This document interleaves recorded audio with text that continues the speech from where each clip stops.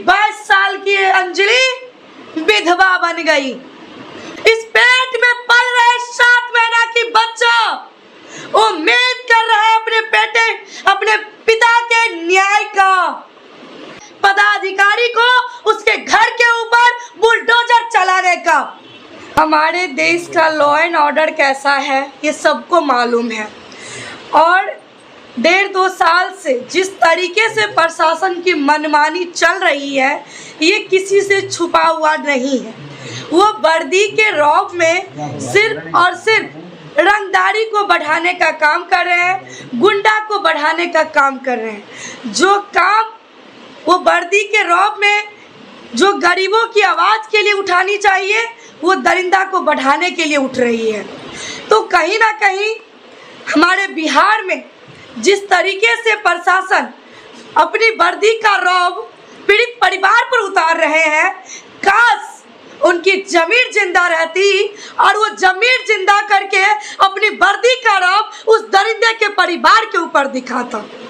हम शर्मिंदा है क्योंकि जिस देश में नारी सशक्तिकरण की बात की जाती है, जिस देश में बेटियों की सुरक्षा की बात की जाती है, आए दिन बड़ी बड़ी सभाओं के बीच में बेटियों की महिलाओं के ऊपर लंबी लंबी भाषणें दी जाती है। मेरा सवाल है उन सरकार से, मेरी सवाल है उन जनप्रतिनिधि से, मेरी सवाल है तमाम पदाधिकारी से और बिहार के डीजीपी से कि क्या सच में बिहार में महिला सुरक्षित है? क्या सच में जो असहाय बेबस लाचार गरीब लोग वो सुरक्षित है अपने घरों में? आए दिन घटना घट रही है, लोग जाते हैं, दरिंदे की अरेस्टिंग होती है और 1 से 2 महीना के अंदर उसे बेल मिल जाती है। और आप और हम ये बखूबी जानते हैं कि इतनी सारी दरिंदगी हो गई बिहार में, लेकिन अभी तक किसी को फांसी नहीं हुई है। और हमें पूरा भरोसा है कि इस केस में भी वो बेल लेके फिर सरेआम घूमेगा, 6 महीना जेल में रहेगा, 5 साल जेल में रहेगा, लेकिन फिर वो घूमेगा, फिर वो ऐसे ऐसे गरीब लोगों को मोहरा बना करके उसे मारने का काम करेगा। क्योंकि मेरा संविधान में संशोधन करने की जरूरत है। हमारा सवाल है थाना प्रशासन से, यहाँ के जिला एसएसपी, डीएम से, बिहार के डीजीपी से और डीआईजी सर से, क्या आप लोगों को इस बेटी की आंसू नहीं दिख रही? क्या आप लोगों को इस बेटी की मांग सुनी नहीं दिख रही? इस बेटी की चूड़ी आज पुकार रही है अपने पति का न्याय का। इस पेट में पल रहे 7 महीना की बच्चा उम्मीद कर रहा है अपने पिता के न्याय का। कौन देगा इस सुहाग का जवाब? कौन देगा इसके बेटे का जवाब? और कौन देगा इसके पेट में पल रहे नन्ही सी जान को जवाब? क्या इतनी जमीर बिक गई? क्या आपकी जमीर यहीं तक थी? अरे शर्म करो, जो महिलाओं के नाम पे सिर्फ तुम लोग मुखौटा लगा करके राजनीति करते हो। चाहे कोई भी हो, सरकार आती है जाती है, हम गरीबों पे अत्याचार कभी नहीं रुकती है। कौन बोलेगा? कौन आएगा द्रौपदी का लाज बचाने? अरे कौन कृष्ण बनेगा?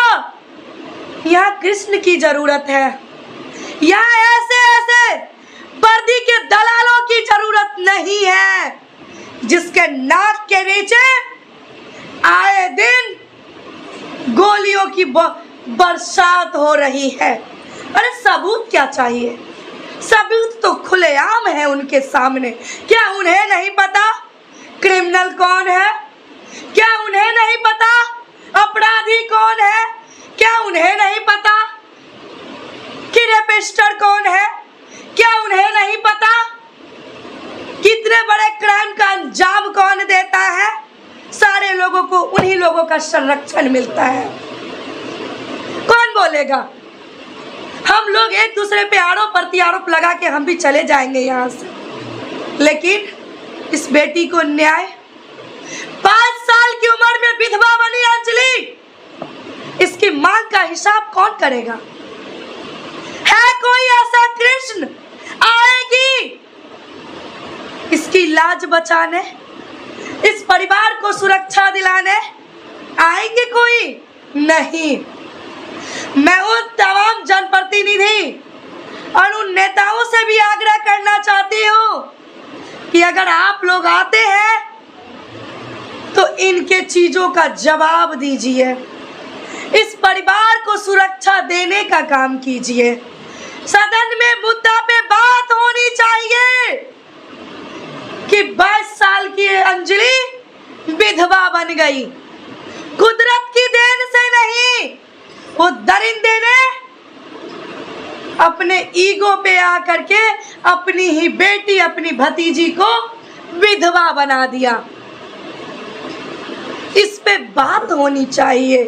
हमें उन लोगों से इस परिवार को सुरक्षा में पैसा देने की जरूरत नहीं है, वो पैसा वो खुद रखे और हमें इस परिवार को न्याय दिलाने का काम करे। क्या मैं गलत बोल रही हूँ? नहीं। क्यों? क्योंकि 10,000 20,000 से हमारी कुछ नहीं होगी। हमें न्याय तब मिलेगी, इस अंजलि को न्याय तब मिलेगी, 7 माह के पल रहे पेट में बच्चे को न्याय तब मिलेगी जब वो दरिंदा सलाखों के पीछे जाएंगे। अब आप बताइए कि मीडिया बंधु यहाँ पे मौजूद थे, उसके सामने में कुछ दूरी पे फायरिंग हो रही है। क्या मैं झूठ बोल रही हूँ? आप लोगों से मैं जवाब चाहती हूँ, क्या ये बात झूठ है? ना, सही बात है। सही बात है। क्या प्रशासन को ये बात पता नहीं? अब तो मीडिया लोग भी असुरक्षित है। अगर उस दिन किसी तरह का घटना घट जाता, कौन जवाब देता? कौन इसका जवाबदेही लेता? आखिर क्यों मौन है प्रशासन? कहीं ये उस परिवार से मिले हुए हैं क्योंकि वो दबंग प्रकृति के इंसान है। जिस तरीके से उनकी बच्ची के बयान के द्वारा पता चली है कि वो लोग शराबी थे, शराब भी बेचने का काम करते थे, उनके पास हथियार कहाँ से आ गए?